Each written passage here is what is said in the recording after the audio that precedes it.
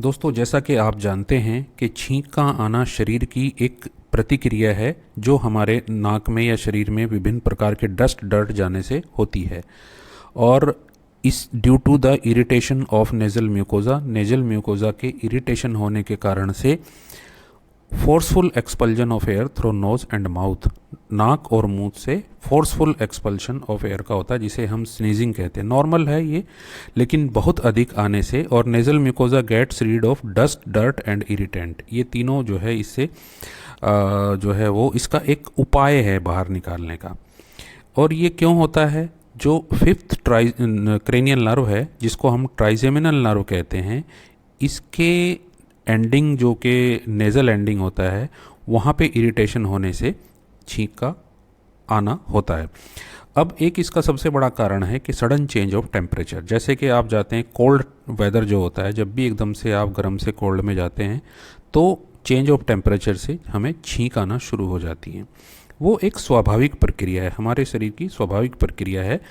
और इसमें hyper एल्जेसिया of nasal mucosa होता है। इसी ये कारण होता है एकदम से ठंडे वातावरण में या चेंज ऑफ टेम्परेचर में छींक के आने का।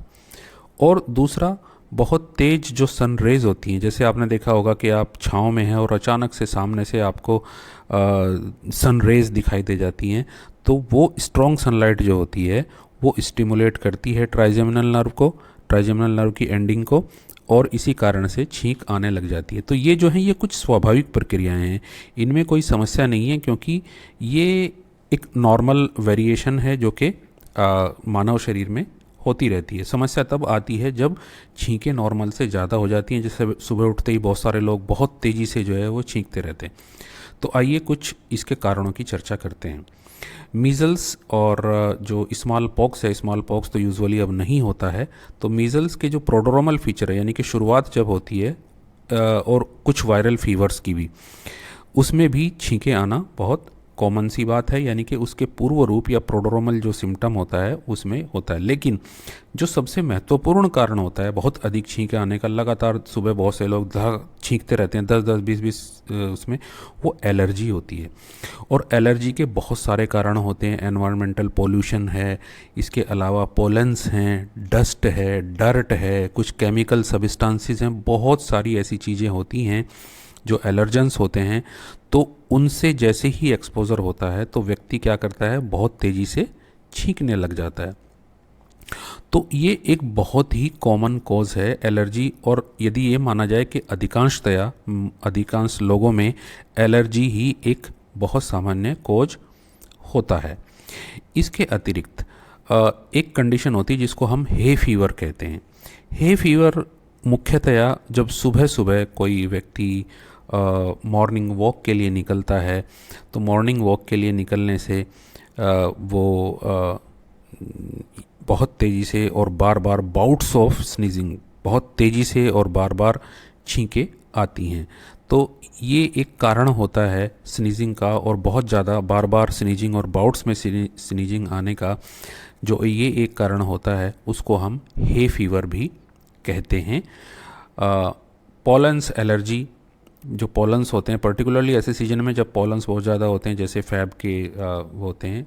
और इसी के साथ साथ नेज़ल फॉरेन बॉडी, पर्टिकुलरली बच्चे कई बार क्या करते हैं कि नाक में कोई ना कोई चीज़ घुसा लेते हैं। तो इनिशियल स्टेज में क्या होता है कि उनसे फॉरेन बॉडी जो है वो नेज़ल म्यूकोजा को इरिटेट करती है, और उसके कारण से बार बार छींकें आती हैं। तो फॉरेन बॉडी नाक में होना, जब भी छींकें आएँ या अचानक से छींक आना किसी को शुरू हो, तो नाक की जो म्यूकोजा है उसकी जांच पर्टिकुलरली की जानी चाहिए, क्योंकि ऐसा हो सकता है कि वहाँ पे कोई ना कोई जो है वो फॉरेन बॉडी उसमें उपस्थित हो। एक जो कारण होता है साइनोसाइटिस, हालांकि साइनोसाइटिस जब एलर्जिक होती है, इन्फेक्टेड ना होकर के एलर्जिक होती है, तो अंदर की जो म्यूकोजा होती है डिफरेंट साइनस की, वो हाइपरट्रॉफिड हो जाती है। बहुत सारे साइनस होते हैं, हालांकि इसमें और भी बहुत सारे फीचर मिलते हैं, लेकिन ये भी एक कारण होता है साइनोसाइटिस। अब इससे बचने के लिए हम क्या करें? देखिए, योग और प्राणायाम सबसे बढ़िया हैं।